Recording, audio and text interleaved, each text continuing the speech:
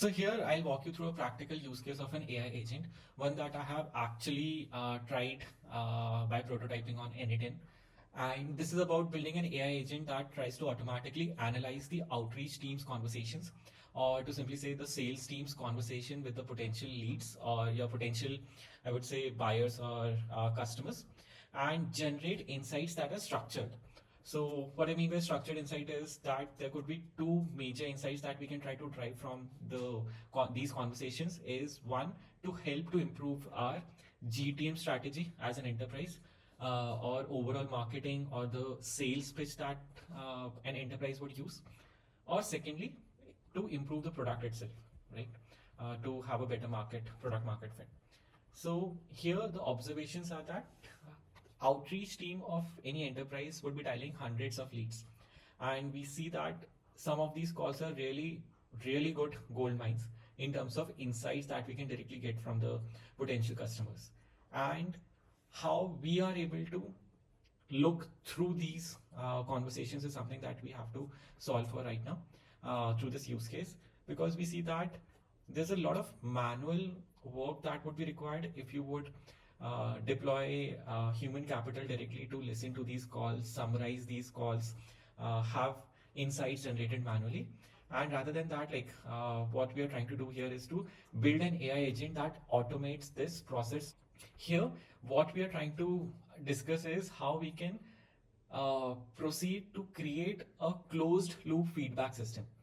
And what we mean by closed loop feedback system is that there's a pipeline where we listen to every conversation that happens within an enterprise outreach team and the potential leads or the customers, and understand the context of the product being discussed, understand how the sales rep or the outreach team is pitching the product in terms of information, in terms of specs or USPs of that product, and be mindful of how we generate insights through these conversations. Examples could be as simple as understanding how the program is being pitched, what are the features that are getting pitched, are those features that are getting pitched accurately pitched, or is there any misalignment? Is the value correctly shown during the conversation in terms of the value that the product or the service of an enterprise will add to the lead's problem statement, or in terms of the perspective of a solution? With all that in mind, let's proceed further in terms of how we can actually look at this in action. For the same, I'll just take a few minutes to help you understand the architecture that we'll be using to solve this problem statement. This is about RAG. So what do we mean by RAG? RAG, to simply break it down, has three steps, three terminologies: retrieval, augmentation, and generation.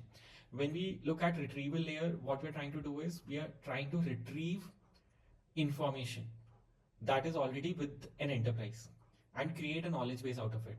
What we're trying to do is, there could be information lying around within an enterprise. We will structure that information across each product or portfolio of product or a portfolio line.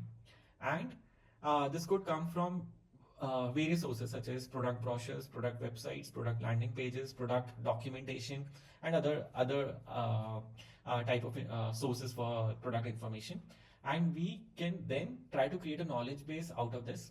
And there could be multiple ways how we can create knowledge base. It could be, say, through vector database, or it could be, say, through a knowledge graph, or it could be through relational database, right? So the information that we'll be storing will be a text information. We'll be storing it in chunks. How we will create chunks at in terms of how do we decide the length of the chunk, how we decide the other aspects in terms of the storage would be very important. So all this will be related to your retrieval layer. Then will come an augmentation layer. What we mean by augmentation is that when you look at an agent, when, for example, what do we mean by trigger is we would want to share new or upcoming call recordings with the outreach team or the sales team, and those call recordings will have to be augmented with the information that organization already has. For example, say there's a sales conversation where a sales rep is trying to pitch a product. Now that information will be going to the AI agent along with dedicated information about the product, so that the brain or the AI layer behind the AI agent is able to have complete context or the knowledge about how to process the call, so that it is well informed about the product or multiple products that are being discussed in the call.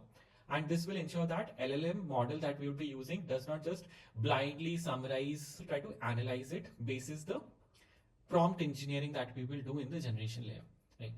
So what do we mean by the third layer? Third layer is your generation layer, right? RAG. Generation layer is where we would like use the augmented data that is received by the AI agent and generate insight. Like how we can do it actually in n8n. n8n is just an application that I'm trying to use here to help you showcase how this could be done. This workflow is something that we will take to n8n in the next step. Just to help you understand this particular workflow, it would start with a trigger. Whenever there's a new file that gets added to Google Drive, that acts as a trigger. Any new file that gets uploaded. So how this will happen is that once the files are uploaded, say these are audio files, like we'll try to understand what are these audio files, download it, transcribe it so that we can generate text out of these audio, because text is something that we can feed to the AI model. We input the file through Google Drive. There's also retrieval happening at the same time from the knowledge base, that both these things gets augmented, and then your AI agent gets to work. So this is the knowledge base that I have created on n8n. This is how the workflow looks like. And you would see that Google Drive is being used as a trigger. What will happen right from start, I'll just walk you through each of these steps. As you can see, first of all, we have set up Google Drive as a trigger. Here, what will happen is every minute it will scan for changes. What it will scan for is what are the changes that are there happening within this specific folder, and what changes it is looking for or watching for is a file being created, and which folder? Powerful RAG agent. So just to quickly show you, we have a powerful RAG agent. This is nothing but a folder in my Google Drive that I have created. Currently it's empty, and it will watch for any changes in terms of new file getting added to this particular folder. Once this particular trigger gets activated, the next trigger is download file. Let's first quickly add a file in Google Drive and run this trigger to see what happens. What do we mean by adding a file here is we are inputting a product related or a service related, anything that you as an enterprise are selling. The information related to that we'll just dump in this particular drive. For example, for this use case, what I have taken as an example is executive education program that I have briefly discussed already. Right? First, I will start with the CSV file because it is simpler to understand. So I've created a CSV file. This is nothing but a CSV comma separated file where you would see details regarding the product that Emeritus sells, which is an executive education product. Rest assured, all this information is public. I have scraped this through the landing page of this particular product, which is AI for Senior Executives program. Now, what we want is we want each of these information to be captured under knowledge base so that it is easily accessible by the AI agent. For that, we need to make sure that each row gets added to the chunk combined and not separated. Why I'm saying that is, for example, if say product name is getting captured in one chunk, whereas name of the program gets captured is in another chunk. So AI would not be able to comprehend what actually is the product name. Whatever will come after product name, that it will assume as the name of the program. So both the columns needs to go combined.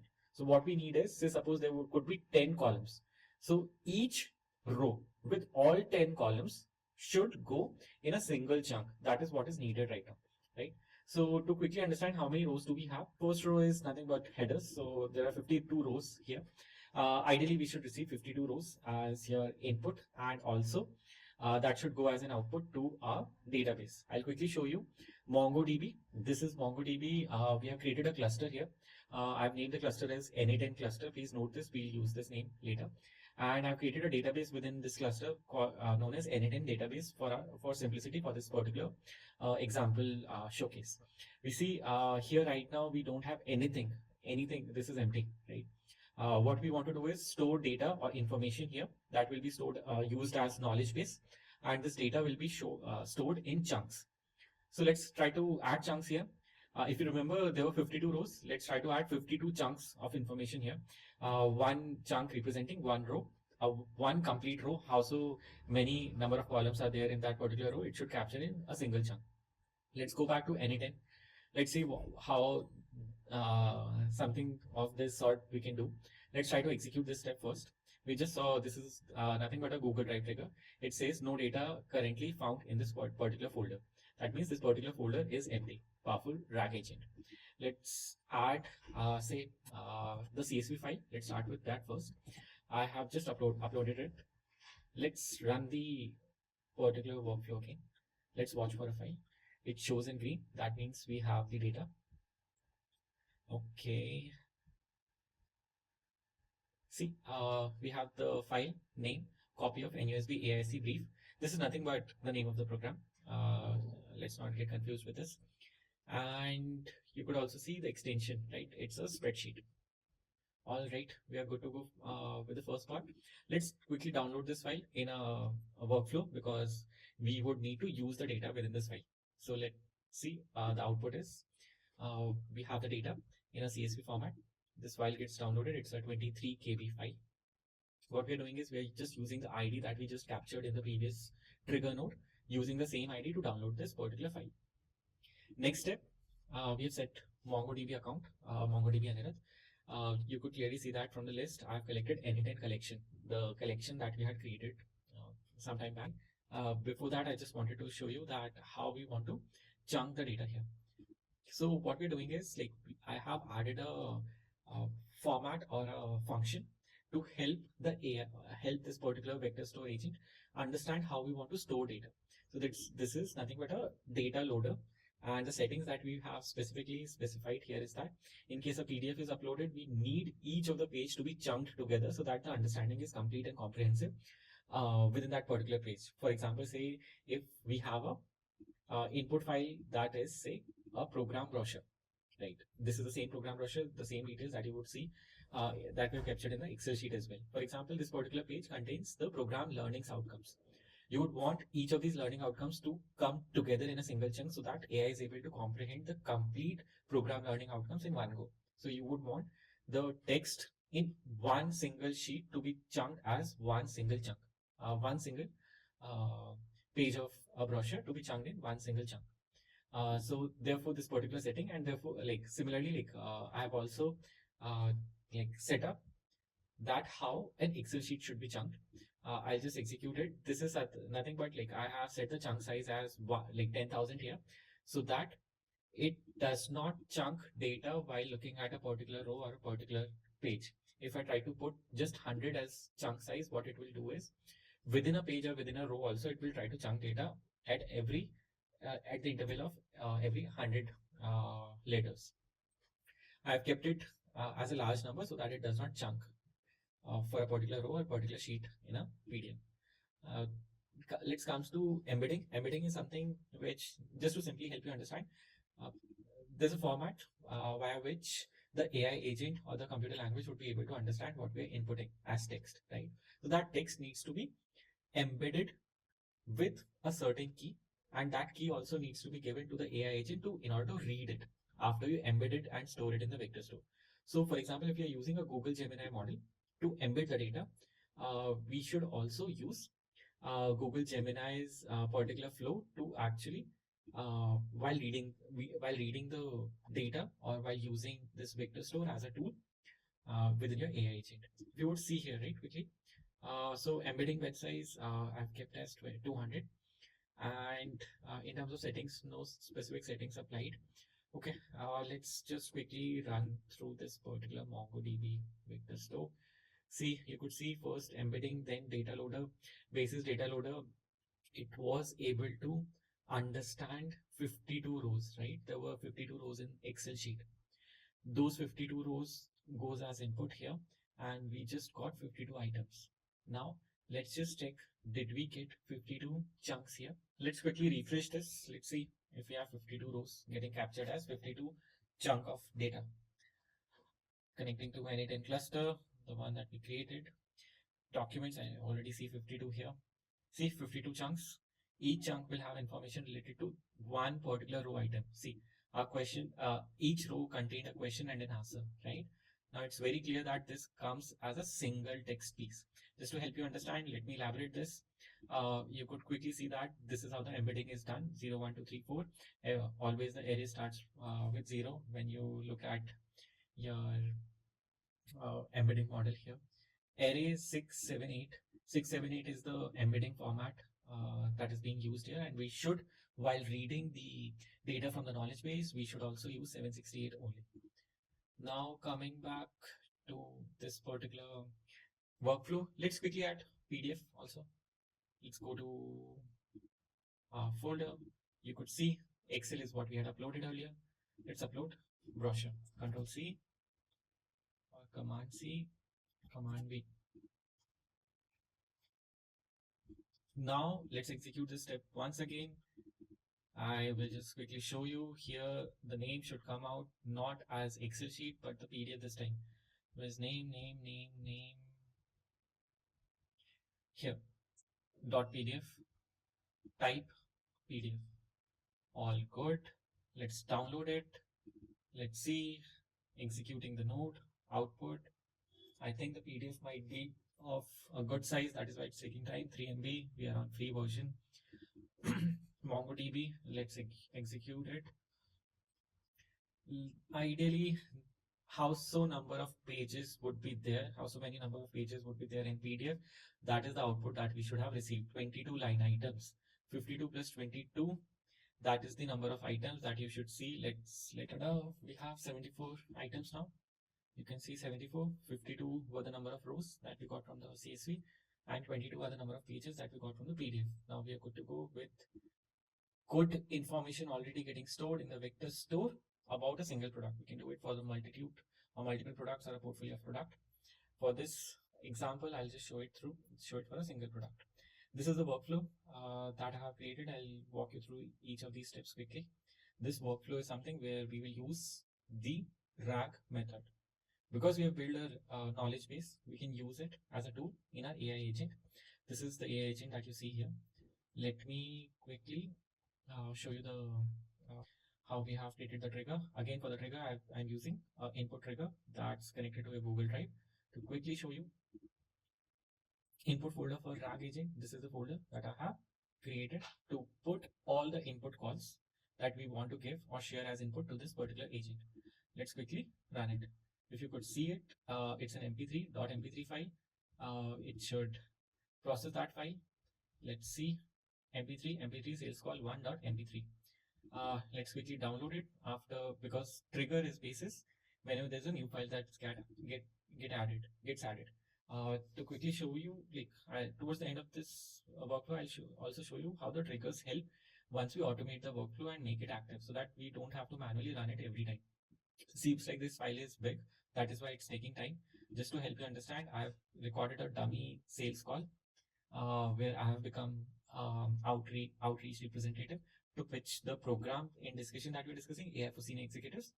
It seems like it's a big file, long conversation, 15 MB file. Next, because we have downloaded the file, on the left hand side, we would have to actually transcribe it. I have pinned the data already because I have run it once. Why pinning was needed is because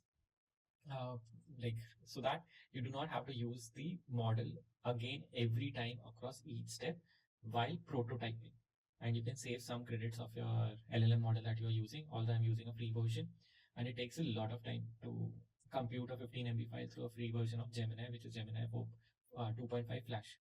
But let me unpin it, let me execute the data. On the left hand side is what we got as input. It says no input. Let's execute the previous node again. It should give us that 15 MB file. It's taking some time. Okay, we have a 15 MB file. It's also trying to give an output. To help you understand the output,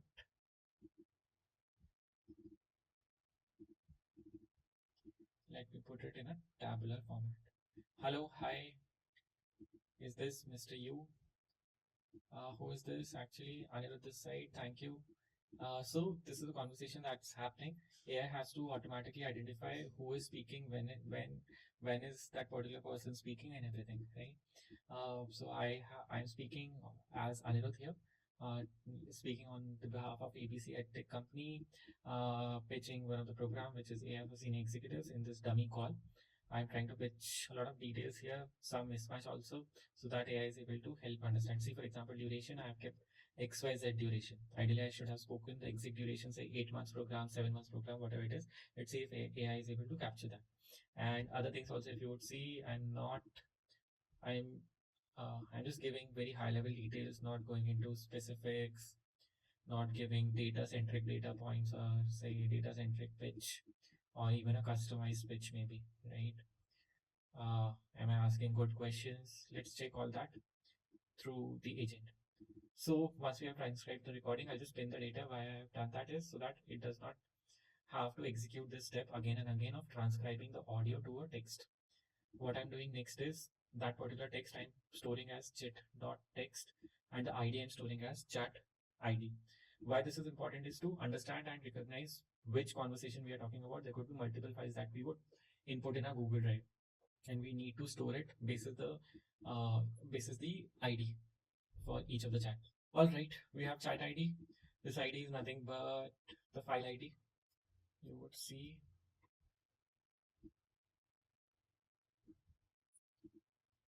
this is the ID. Now you got the point. Google Drive. This is how each file gets stored in Google Drive, and we will be using the same for ID.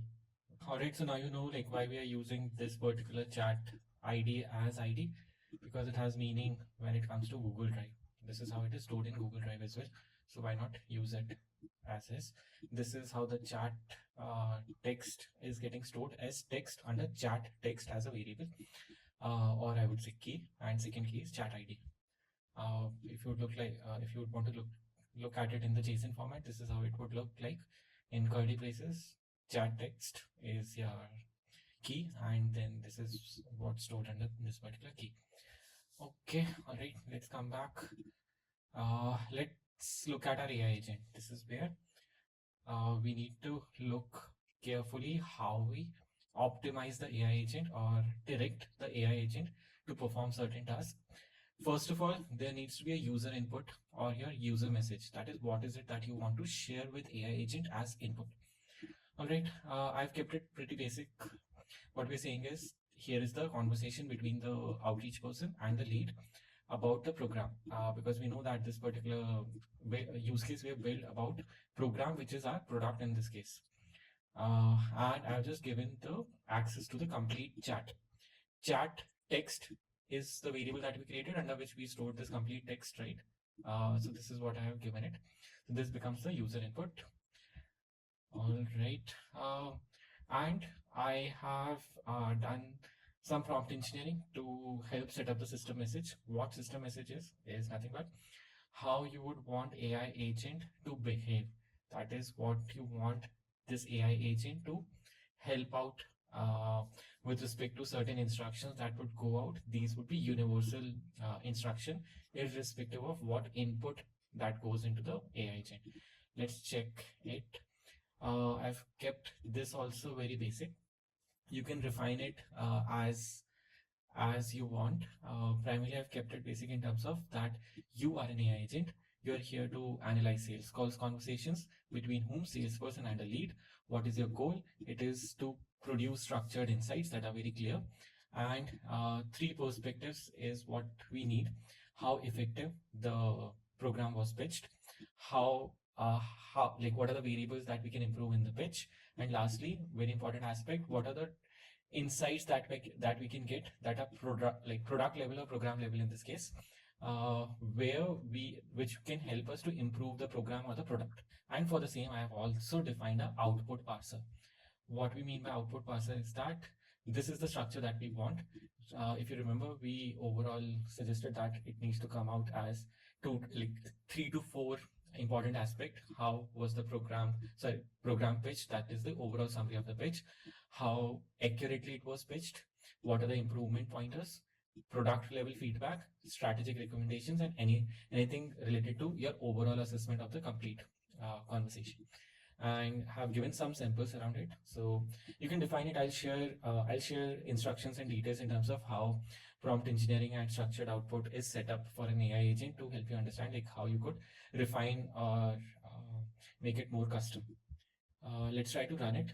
See on the left hand side that you see, the input that will go is your chat tag text. I had already run it once. That is why it's showing this as an output. I'll just execute it once again.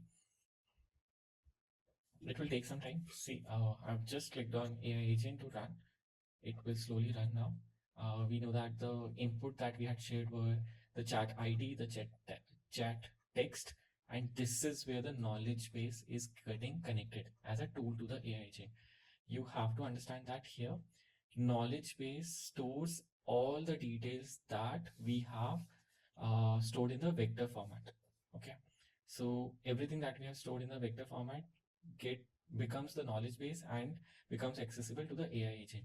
Seems like there's some problem running the workflow. I'll just rerun it. Let's see like what's happening here. Model I'm using Google Gemini model 2.5 Flash because it is free.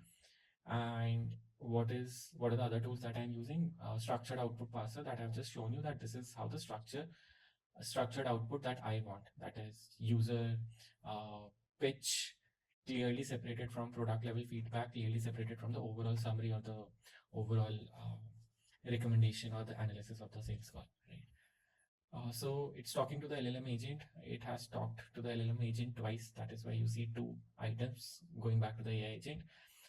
In terms of the knowledge base, like how I have set it up is I have limited it to 10. That means at a time, like if you remember, we created chunks, right? Chunks we created were 52 plus 22, that is 74. So 74 chunks we created. What I'm doing here is whenever there is a request where knowledge base needs to be accessed by the AI tool, it can at max access 10 chunks at a time. The 10 most relevant chunks it will identify and will use it to answer the question. I think 10 should be sufficient in our case to get the information that is most relevant to the context of that particular chat. We can increase it also to improve the accuracy of the response or the output of AI agent. Let's see what output it has shared. So because if you would see structured output, right? Structured output is how we had structured it. That is, we clearly mentioned that it should structure it in this format, where the first element that we see is your sales summary, sales accuracy, sales improvement pitch, and we are defining all these elements. Within these elements, we are defining strings, right? And then product feedback. Product feedback also I have tried to mention 5 important elements. First is what are the missing elements, modules, or other things that are highlighted during the sales conversation. This will help us understand how we can improve the product features or program, executive program, which in this case is an executive program. What's the value perception in terms of the overall value of the product, executive education product program in this case. Pricing, anything related to pricing, anything related to competition, if it is mentioned, market trends, that is like how they're perceiving that particular program. Is it with respect to, are they, say for example, this particular program is already on AI, but there could be a program that is on digital transformation. Are they inquiring about AI within digital transformation? That means like they're inquiring more about things that are more in trend in the current market, and accordingly we will get data points to action. Strategic recommendations, overall what's the key takeaway both from the product and sales perspective and the overall assessment. And we have gotten a similar output here. We'll go through it once. Let's first store it. To store it, what we'll do is, because we got this output from the AI agent, we will just run a simple workflow again, where I have connected it to my Google account. Within the Google account, I have selected a Google Sheet. Google Sheet is called sales call entries. So I'll just quickly show you sales call entries. This is the Excel sheet or the Google Sheet that I have created. Let's open it. I have just marked the columns here. ID will store the chat ID. Summary will store the summary of the overall analysis or the pitch. Accuracy, sales improvement pointers, product feedback pointers, strategic recommendations, and so on we can store, right? Quickly going back to the n8n agent, what I've done is I've mapped summary to summary, accuracy to accuracy, then sales improvement to sales improvement, so that it gets stored in this particular document, that is sales call entries which has a sheet called sales call. If you would go back here, I'll just slightly move this down. If you could see, this is sales call. All right, let's try to execute this. What I have done is map each column manually to each of these fields as per the fields we have received to each of these columns. Let's execute it. Let's see what happens. Let me first go pin this data, pinned. Let's see. All right, output is received. Let's see if the Excel sheet got filled up. Great. We have our first row filled up with the ID that we first saw in Google Drive's link. This is the pitch summary. You could see that it is trying to help understand that whether there were any pointers that were not pitched correctly. This is sales improvement pointers. That is what can be improved. What are the factors that could be looked at from the product improvement point of view, and accordingly we can modify this, like look at more advanced version of the outputs just by tweaking how we want our agent to behave in terms of the prompt engineering and better use of paid version. I'm using a free version right now. Okay, I think this sums up how we would look at our AI agent.